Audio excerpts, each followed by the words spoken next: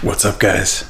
We are officially 1 week away from the marathon. It came a lot faster than I expected.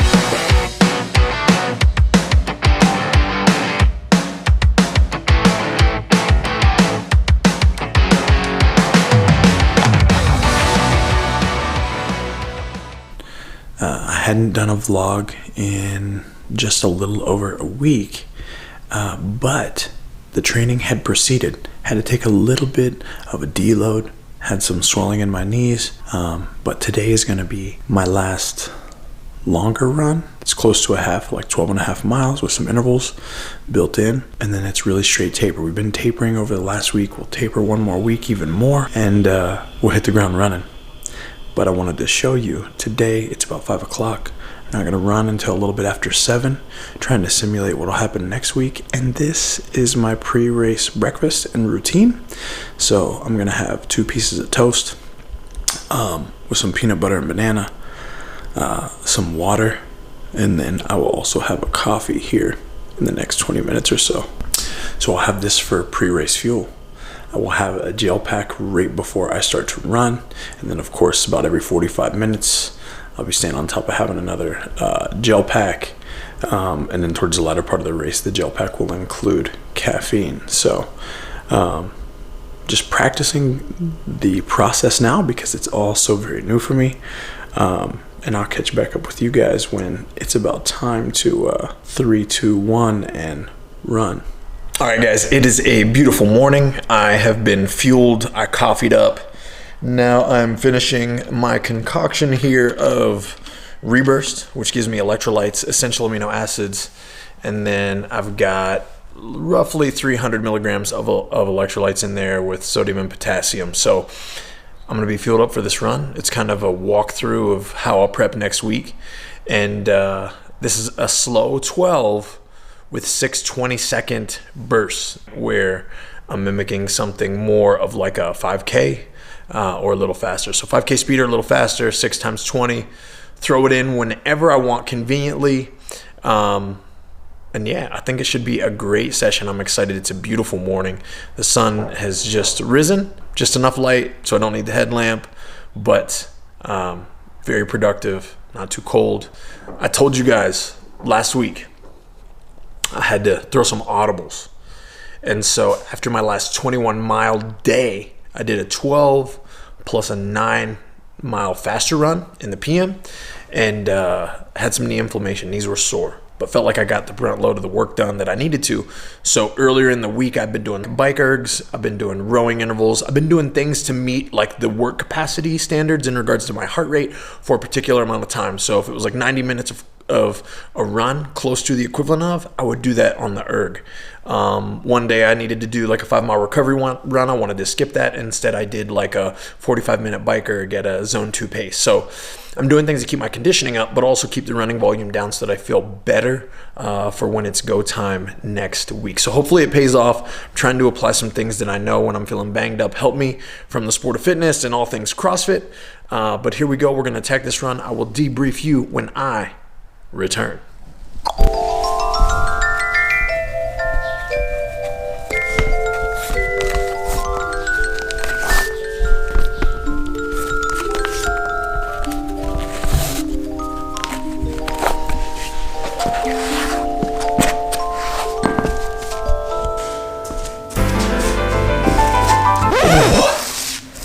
All right, guys. Well, that does it. The hay is in the barn, as they say. I just wrapped my 12-mile run, which was the longest run of this week. I'm now 7 days out from 26.2, and I feel pretty good. On that run, I didn't pay attention to my splits whatsoever, so I will recap that when I actually take time to look. But the run went good overall, and I think that this being a new thing for me, I have absolutely no idea how I'll do.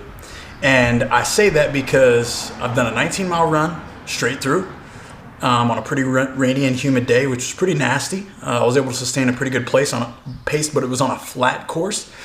Last week, I was able to do 21 total miles in a day, where it was a 12-mile easy run in the AM and then about a 4-hour, 5-hour rest. and I hit 9 miles at like a sub 8:15 pace. So putting those together, like I feel confident with the volume and like what my body will need to tolerate. But, you know, it's just interesting that my mind has just no idea what will happen after 3 hours and 20 minutes or 3 hours, right? Like I just don't know how I'll physically respond. So for me, that's actually why I am so excited about this challenge. The unknown and the unknowable of it until I grasp that experience. Now in my mind, I'm already thinking, you know, I want to sign up for another one. I don't know if that's true yet. I'll have to endure the Antelope Island Marathon first on October 9th. But I feel like I want to get one under my belt as an experience. And then I'd like to like have an intention for the next one, a true outcome, like a pace and a goal and that kind of thing. So we will see. I'm not going to get too far ahead of myself, but I'm super excited. I appreciate you following along my journey. And let me take a second and do some stretches, and then we will dive into what this last run looked like specifically, and then even what's to come this final week of preparation. So, all right. So did some stretching. I haven't been the best with post-workout, but ever since I started battling that inflammation in my knees a couple weeks ago, stretching has helped me. Icing my knees has helped me. Increasing my krill oil intake. So been taking a few more capsules of Renew, making sure I'm taking about 8 a day, 4 in the morning, 4 in the evening. That has helped my inflammation. But all in all, body's feeling pretty good, and stretching has been an important part of it. So if you guys are out there watching this and you're like, hey, I'm about to do my first marathon, make sure you stay on top of your recovery practices. And I say that because it's super easy for someone like myself to overlook, because I don't feel like running's that hard. It hasn't been that hard on my body. Like the workouts, when they're long, they're challenging, and they feel difficult towards the latter part of the workout, but it's really just because I'm not used to moving that slow for that long. When it comes to intensity and like my lungs and soreness from my body, like my muscles haven't felt like I've needed to stretch and mobilize and roll out. So it's been a real steady creep of this stiffness, tightness, which of course can exponentially make things more difficult as I'm trying to improve my performance. But the data from the last run, 12 miles even, I ended up with an average of an 8:19 mile pace, and it felt pretty easy.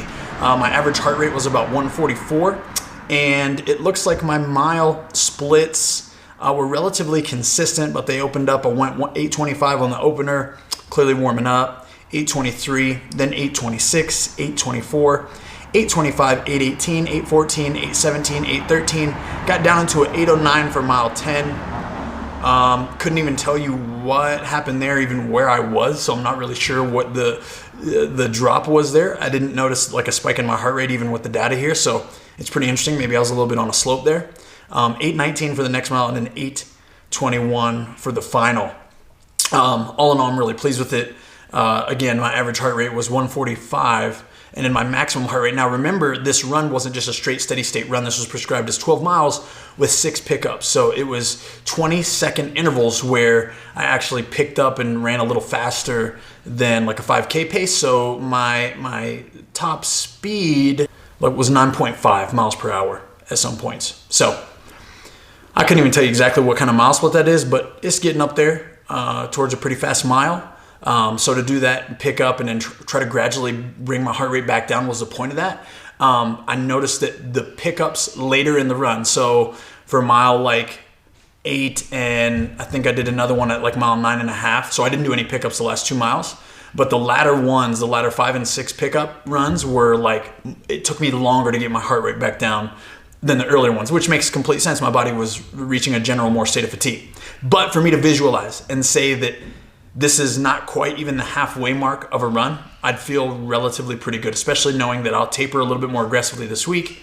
I'll probably ice my legs a bit more, take some Epsom salt baths, and make sure I'm prioritizing my recovery. I won't do any lower body training. This week I did very little, but I was throwing in like some air squats and some lunges, and yesterday I did some RDLs, really light with dumbbells, but some RDLs to kind of open up and stretch my hamstrings. But even those kind of contractions create fatigue, and of course that exponentially builds up when you're taking like 60,000 steps in a specific race or something. So I don't know exactly if that data is going to be accurate, but you get the idea.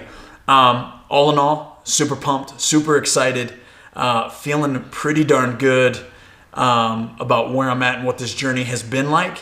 As most of you guys know and you've been following along, I've been dabbling with some strength training still, but it's been more like upper body splits and using lower body strength as like a recovery type basis. But I will have a program for you to follow in the future if you're interested in trying to prepare for a marathon in 8 weeks. I would suggest that most people go the 12-week mark or longer so that your body gets a point of adaptation, especially, again, if you haven't come from a sport where cardiovascularly I felt like I could handle 26.2 miles no problem. It was just how fast could I go for that long, and can I be able to establish a pace and tempo and also build up the resiliency in my joints and legs. So the rest of my day looks like recover, stretch. Commonly on these long run days, I haven't actually been very hungry. So been battling with trying to get in enough calories, but the following day I am pretty ravenous, so that'll end up being pretty good. I think tomorrow's programming calls for a 5-mile shakeout run, and I may turn that into like 45 minutes on the assault bike, or maybe some light treadmill running with assault bike intervals. It just depends on how my knees respond and how my body feels as the day goes on and how I wake up tomorrow morning. I'm gonna go in here, spend some time with my family. Today, I think we have pumpkin patch on the agenda. Oh, I'm taking my wife out on a date. Well, this is kind of a cheat way to do it, right? It's 2 birds, 1 stone. I get an opportunity to take my wife out on a date because it's my brother's birthday. So we're going out for some dinner and a good time, but I'll catch you guys on the other side.